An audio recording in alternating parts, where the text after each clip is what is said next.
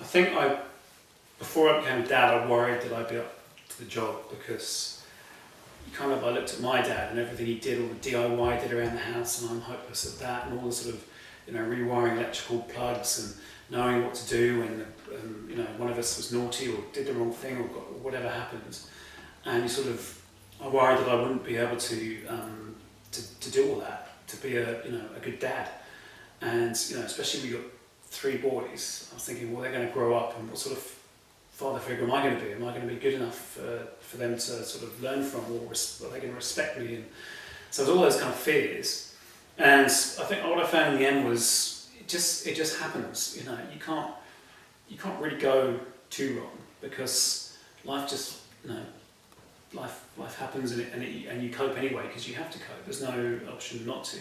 So it surprised me that I coped with that and managed to sort of be a decent dad, hopefully, and and bring up the kids to be good kids.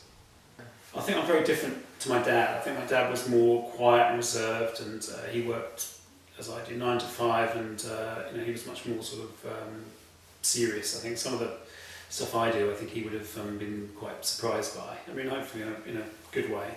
But I think that's probably a generational thing. I mean, he was born in 1929, so he was quite an old dad in that way. So bringing up a kid now in Australia, where it's much more casual anyway, is very different to how it was when I was growing up in the 70s.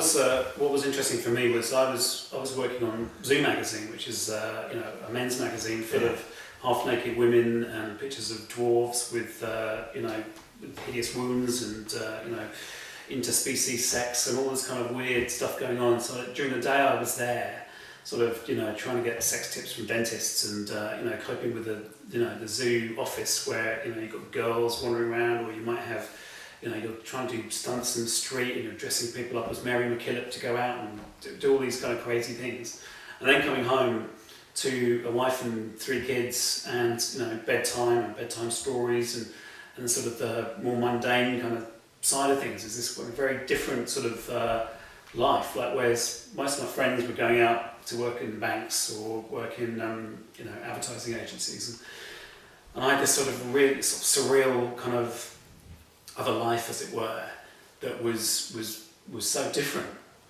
and so strange and so sort of surreal, that it was quite quite a difference. And also trying to tell what do I tell kids about what I do, because they were very young, so I don't want to give them a copy of the Zoo magazine with someone's breasts 3Ding into their face. So I said, and my friends as well, if we had dinner parties or went around people's houses, they'd say, what do you do? And I said, publishing. And so, what sort of publishing? You say, magazines. And they said, what sort of magazine? You say, it's men's lifestyle. I'd say, which one? Zoo. Right, okay.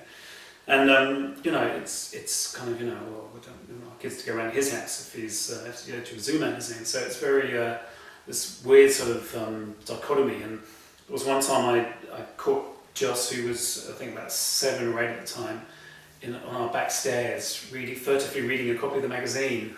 And I thought, he's too young to be nicking daddy's porn at this age. So we've got to make an adjustment. Yeah.